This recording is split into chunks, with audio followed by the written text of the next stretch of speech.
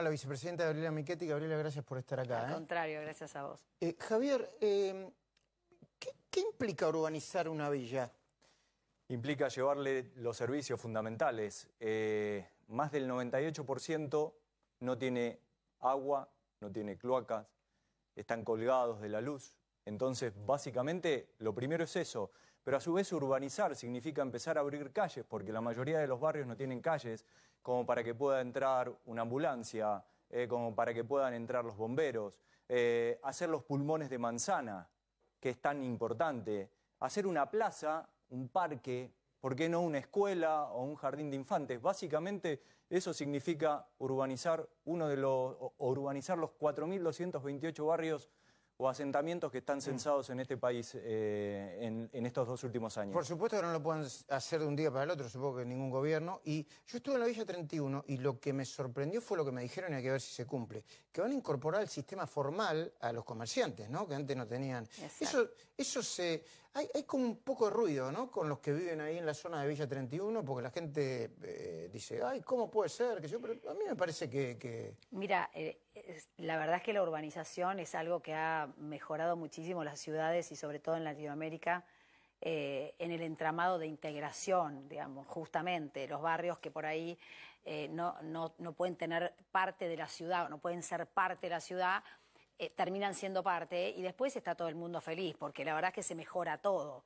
Cuando vos ves que se mejora el ambiente externo, la calle, como decía recién tu periodista, la calle, la luminaria, empezás a tener los servicios de gas y de luz y sobre todo las de cloaca, que son los más importantes porque son los que mejoran el hábitat de verdad. Bueno, por supuesto que la gente empieza a querer mejorar su propia casa. A veces las urbanizaciones no contemplan que se haga vivienda nueva porque no hay recursos o lo que fuera. Y entonces lo que se hace es mejorar las propias casas que tiene la gente y mejorar todos los espacios que son comunes. Y la verdad es que en todos los proyectos que se ha hecho esto en América Latina, se ha hecho en Río de Janeiro, se ha hecho en Medellín. Nosotros nos inspiramos en Medellín cuando empezamos la primera gestión de gobierno de la ciudad y armamos la Secretaría de Hábitat e Inclusión. Y ahí empezamos con el tema de la urbanización en la ciudad. La verdad es que nos inspiramos mucho en Medellín, que hizo un cambio pero espectacular y se ganó un montón de premios del mundo por eso. Incluso bajó mucho el nivel de inseguridad, ¿no? Inseguridad, un montón. Y aparte generó muchos más empleos porque pasa eso que vos decís. Una vez que el barrio se pone más formal y se empieza a integrar con el entramado de la ciudad, por ejemplo, en Medellín hicieron un cable carril que como todo está en la ladera de la montaña y en la ciudad está acá, entonces hicieron una conexión que vos no sabés lo perfecta que está, lo cuidada, lo limpia. ¿Por qué? Porque la gente lo empezó a sentir propio de ellos y te digo que lo toman como parte de sus casas casi. Y entonces eso permite que la gente vaya a trabajar y también que vengan chicos. Pasó una cosa espectacular, que es que acá lo hicimos también, se hicieron canchas, y vos las veías en la ladera, canchas de fútbol espectaculares, con luces de las mejores, tipo estadio, ¿no? Con el mejor pasto sintético que hay, qué sé yo. Entonces los chicos que estaban en clubes de clase media y empezaron a mirar cómo jugaban los chicos en esas canchas, los chicos que vivían en las villas, digamos, entre comillas, empezaron a decir, yo quiero jugar en esa. Y empezó a haber los clubes empezaron a integrarse, a hacer convenios y los chicos terminaron juntos. O sea, se producen un montón de fenómenos que son de integración urbana, ¿no? Ahora vamos a hablar de la gran discusión que se viene en el Parlamento, la legalización del aborto, sí o no, del tema del Fondo Monetario Internacional, de los errores del gobierno. Yo quiero preguntarte algo sobre la discapacidad, sobre el número de... hay una confusión entre pensiones, certificados de discapacidad, que a mí me gustaría charlar con vos. Bueno, de hecho yo empecé a prestar atención a los automóviles que tenían la oleíta con la discapacidad y no quiero ser exagerado, pero he visto decenas y decenas y decenas y decenas. Sí, muchísimo. Qué bárbaro. Ahí me dicen que hay un ruido en las redes sociales de mucha gente diciendo que no tiene acceso al crédito ni a la vivienda y que le parece un poco injusto que gente que ocupe las tierras o las villas después se urbanice en las villas. ¿Qué tenés para decir sobre eso? Mira, la verdad es que lo que se suele hacer son censos, cuando se va a urbanizar, son censos de entrada en los cuales se distingue la gente que está hace 30 o 40 años ahí y que es gente que realmente ya tiene una vida hecha en ese lugar y se les da parte con crédito, digamos, no se les da de regalo, ¿no? O sea, todo eso se paga. Y yo creo que es la única manera que tenemos de pacíficamente integrar un barrio al otro y hacer una ciudad.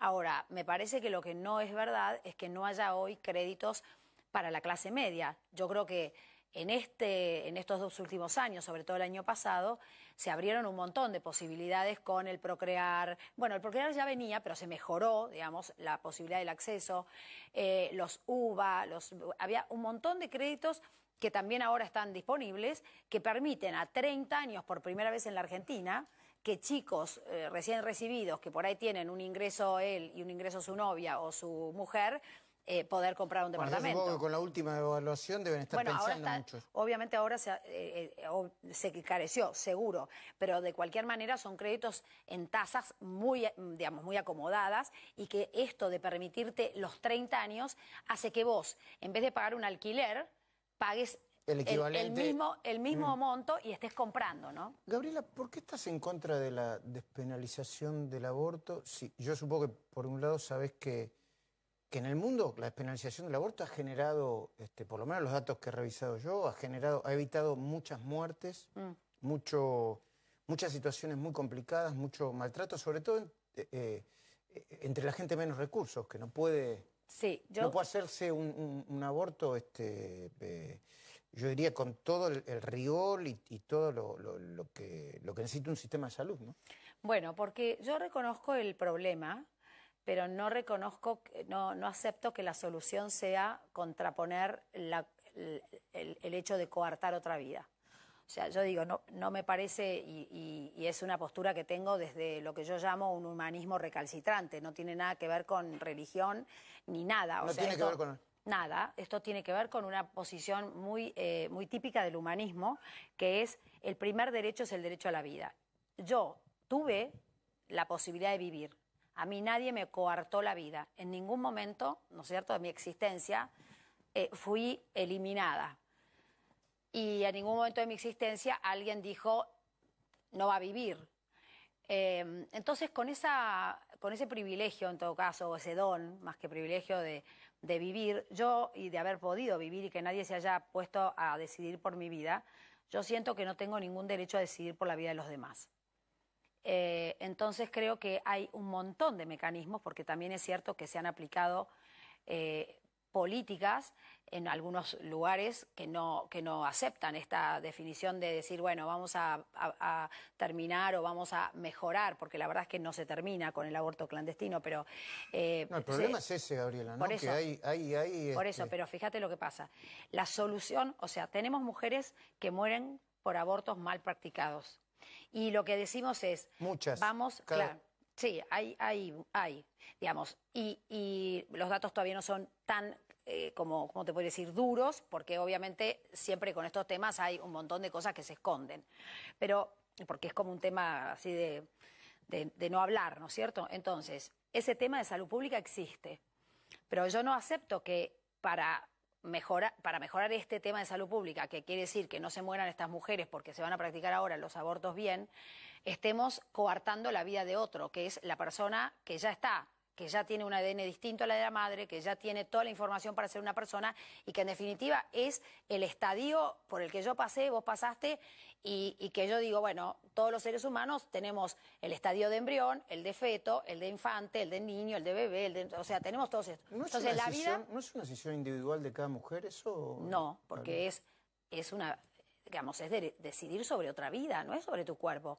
O sea, lo que a mí me parece... Es sobre tu cuerpo, hay dos vidas. No, vos lo tenés adentro de tu cuerpo, pero no es tu cuerpo, porque ya el ADN te entra, en el mismo instante que el espermatozoide entra en el óvulo y lo penetra y se forma el embrión, en ese mismo instante ese cuerpo ya tiene un ADN diferente al de la mamá y al de papá. Entonces ahí empieza la vida y eso ya está totalmente definido. ¿Pero por qué ponerse a despenalizar si la despenalización no...? A ver, yo tengo esta sensación, ¿no? Yo por supuesto estoy a favor de la despenalización, no milito, pero tengo una posición clara desde hace muchos años. Digo, a mí me suena esto como el tema del divorcio. cuando se estaba por aprobar la ley de divorcio, había una corriente de opinión que decía, no, esto va a generar una especie de divorcios masivos. No, yo no y yo creo que esto va a mejorar. Hay estadísticas que prueban que en países mejoraron la salud de las mujeres, bajó mucho la mortandad de las mujeres. Pero en ningún país se eliminó el aborto clandestino con esta medida. En cambio... Pero bajó muchísimo. Está bien, bajó. Pero yo digo, también hay experiencias, no tanto a nivel países, sino a nivel ciudades o a nivel regiones o provincias, en las cuales un gobernador o en distintos lugares del país, del mundo, ¿no? Gobernador digo porque es la manera que entendemos los estados subnacionales, o un intendente, decide hacer una política muy intensiva y de verdad controlada, que es lo que a mí me parece que a nosotros nos falta mucho, de educación sexual. ¿Cómo hacemos la educación sexual en la escuela? ¿La hacemos bien? No, ¿La obviamente estamos haciendo de manera tal de que las chicas realmente sepan cómo cuidarse? Primero. Segundo, ¿estamos presentes en cada lugar del país donde se necesita la distribución de métodos anticonceptivos gratuitamente? Perfecto. Provincia, entonces, localidad y el gobierno nacional también, ¿eh? Yo digo que hay experiencias que no son nacionales, pero que en el mundo entero, y que hay experiencias de lugares más acotados que han hecho esto, no han hecho la despenalización del aborto y han hecho esto, lo han encarcelado. Y además, Luis, existe una posibilidad maravillosa que es provida, que es la adopción. Si alguien no quiere ser madre y por una cuestión que X quedó embarazada, la posibilidad de que ese chico se geste, esa persona no se le coarte la vida, porque a mí lo que me parece impresionante es sentirse con el derecho a hacerlo. Digamos, yo no me siento con el derecho a hacerlo, porque a mí no me la coartó nadie. Entonces, con menos razón yo voy a coartar la vida de alguien, que ya está, que nació y que tiene un ADN, que ya es una persona.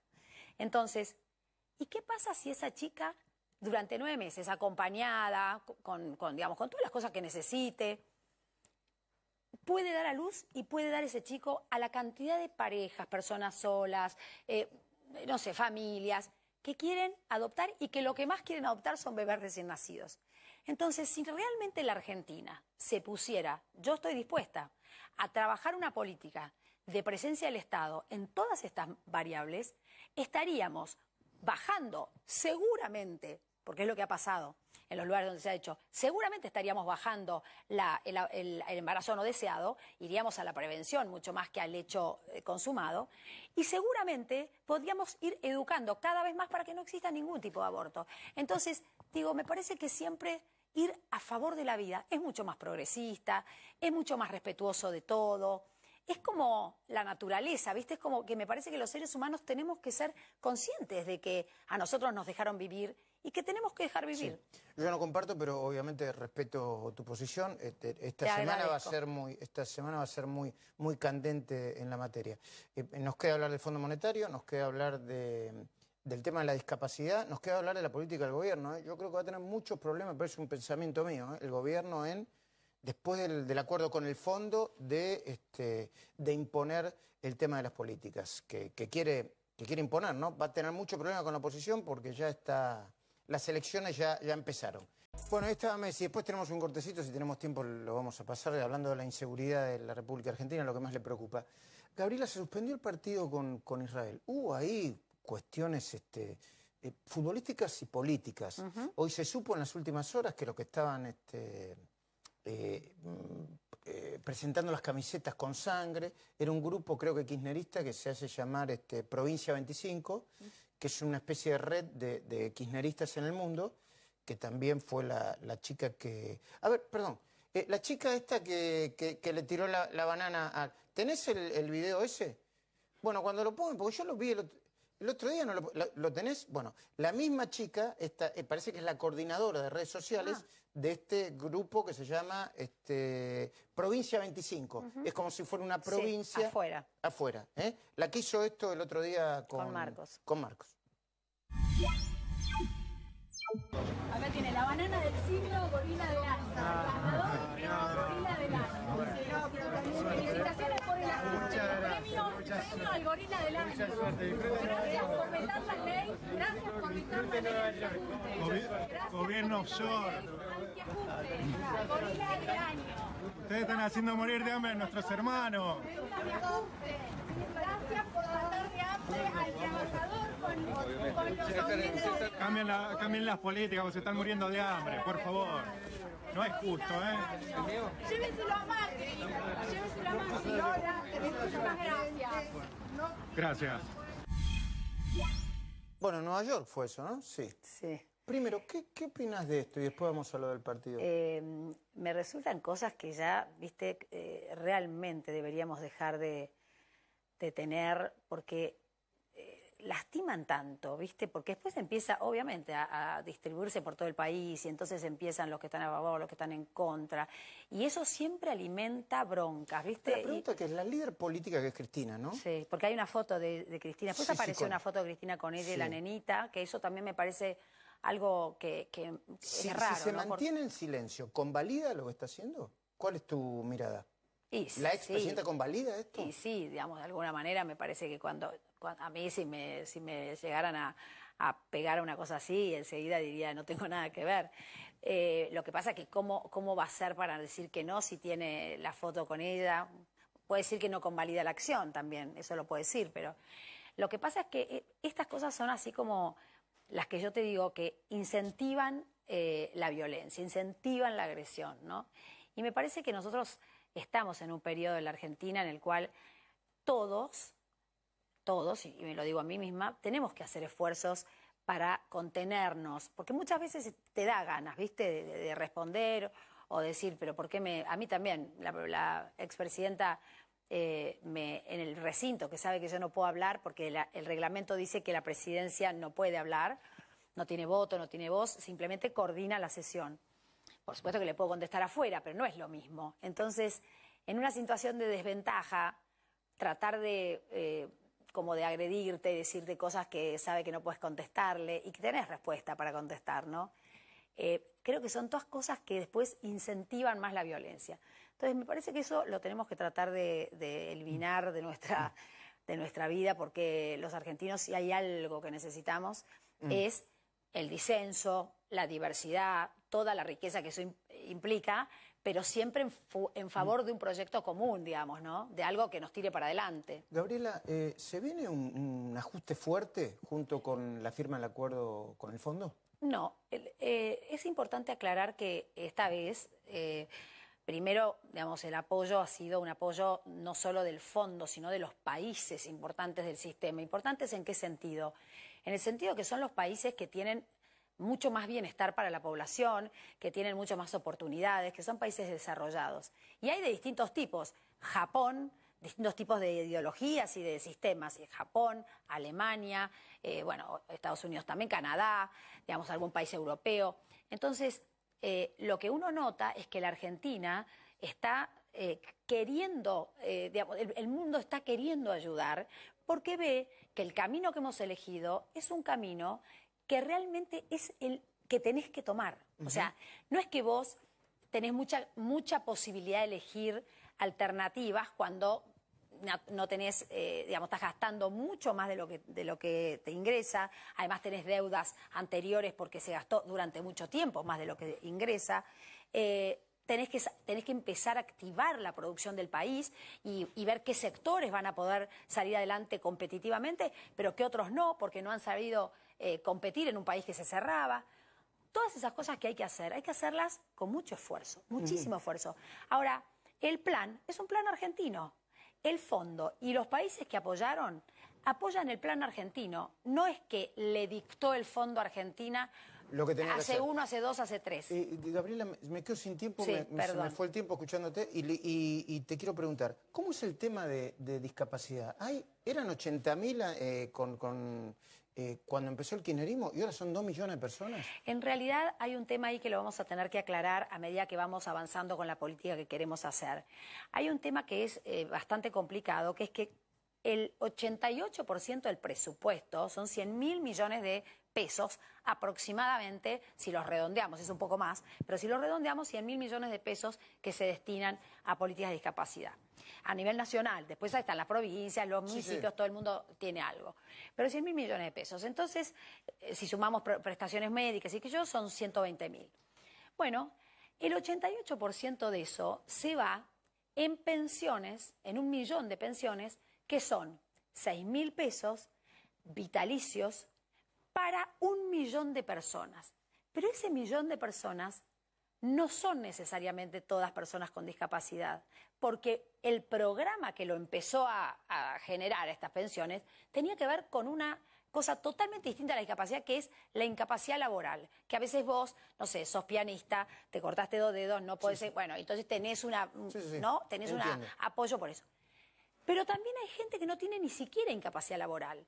O sea, está incluida dentro de ese registro. Entonces, no solo que el 88% del programa es asistencialismo, que eso nos sirve, porque lo que nosotros necesitamos es personas con discapacidad en la calle, trabajando, como los países donde se hacen verdaderas políticas para incluir a la discapacidad, sino que además, encima, tenemos dentro de esos 88% de dineros y recursos que ponemos, un montón de gente que ni siquiera tiene discapacidad.